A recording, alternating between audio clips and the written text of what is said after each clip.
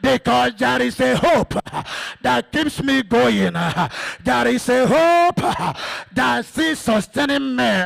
When I look around, I see where I am and where I have been that brought me to where I am today. I say to the Lord, be all the glory. I know that he that called me, I know that he that choosing me, I know that he that sent me, he's more than able, he's more than able never to put me to shame, to take me to that promised land. And I say we are gonna get there together. When we get to the promised land together, when we get to the promised land together, somebody say, I must get to my promised land. That is how you're supposed to be. Punish that devil.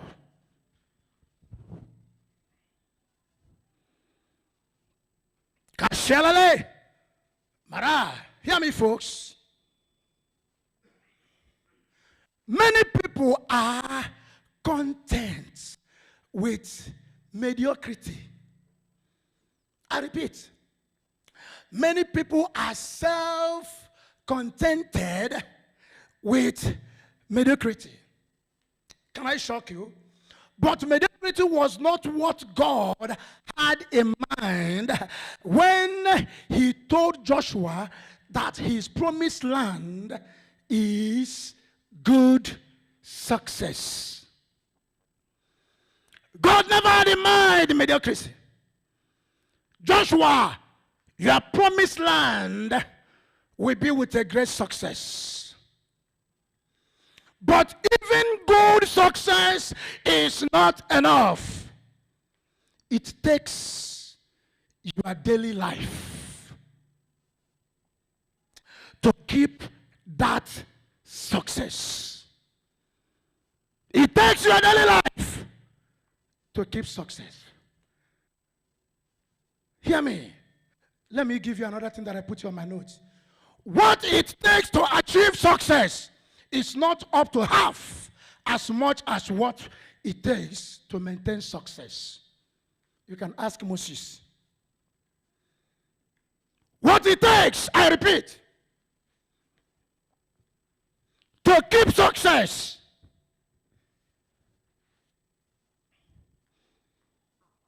what it takes to succeed can never be compared with what it takes to maintain success.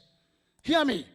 There are a lot of people that thought that they arrived in the platform of success. Today, they are nowhere to be found.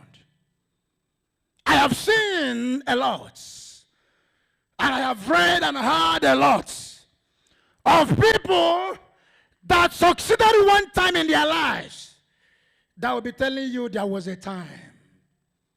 Once upon a time, I was doing this or that.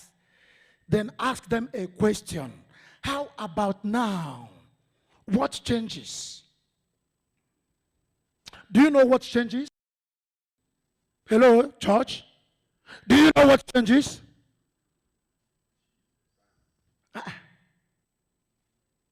You don't know what changes. Let me help you. Somebody shout character. Somebody holler character. Character is what changes.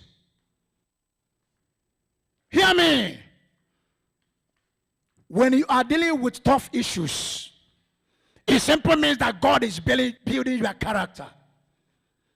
Everybody wishes to be on top. Everybody wishes to be overnight made. Please stop wishing that. I said to God, I do not want to be on top today, and tomorrow I will be back to the bottom. It's better I was not born. What a shame. How can you handle that? Ask the people that were on top. Today they were down, and a lot of them already committed suicide because they couldn't stand it. Character.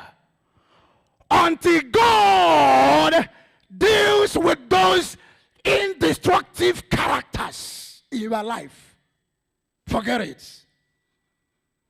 When I see some people, even men of God on this field, I cry for their character. I said, I don't care. There was one, when I was in the social media doing my, during COVID-19, when we started on Quenchable Voice of Fire, when we brought over 100 pastors worldwide, there was this pastor. He's a Ghanaian, he's based in Nigeria, he's a prophet. He's supposed to come into my platform. We had a chat, we said everything, we concluded, and all his group, media group, he said to me, talk to them. I spoke to them the time, and because we were using podcasts, that was when Amaka was my social media director. We were using podcasts to showcase worldwide. Then I said to them, I said to this man and his group, you guys should join so and so time. My social media director will contact you. And I gave Amaka all of them, all the contact. Of course, my daughter, every one of you followed a lot of men of God through me. I brought all of them to my social media platform. And a lot of people in this city follows them. You guys are still following them today. That is what ministry is all about. But the point I'm trying to make here is that this man of God, we agreed. And when it was time, my social media director started communicating with him to get him into the scene. And this guy started forming up. Will not pick call, will not return, Then I was so annoyed because this is what I called discipline, character, consistency. Then the guy, I even tried calling him. He picked my call. He said, oh man of God, I'm in prayer, I will call you back. And that night just passed. He never showed up from anywhere. I got so angry. Then what I did, I took my phone. Hey, what I wrote to him, I believe that man would never sleep that night. I said, I have seen that you're a big fool, you are not a man of God. I said, because what makes you a man of God is your word.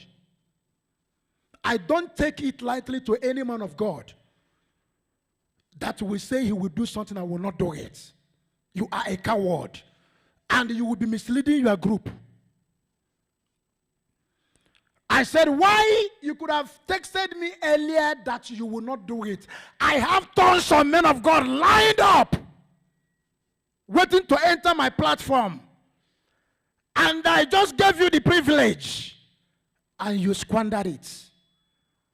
I said, you have no character. I don't care of anointing. Anointing doesn't take us to heaven. It's just nothing. If I cannot deal with you with your character, I don't need the sign, because anointing is a sign. Character is the substance that takes us to heaven.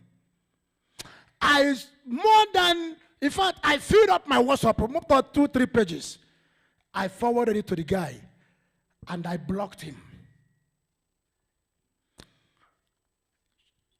Do you know in the Bible, there are 3 people that when they say they will do something, they will never change. Even if heaven falls down, they will never change. Number 1 is a king. When a king decrees something and stamp his signet on it, he will never revise it. Even when the nation will revolt, it will never go back. A word of a king can never go on the ground. Number 2 is a priest. When a pastor or a king or a man of God say, I will do this, come rain, come sun, he will do it. I know so many times I will inconvenience myself because of the promise I made. I will be like, why do I promise this?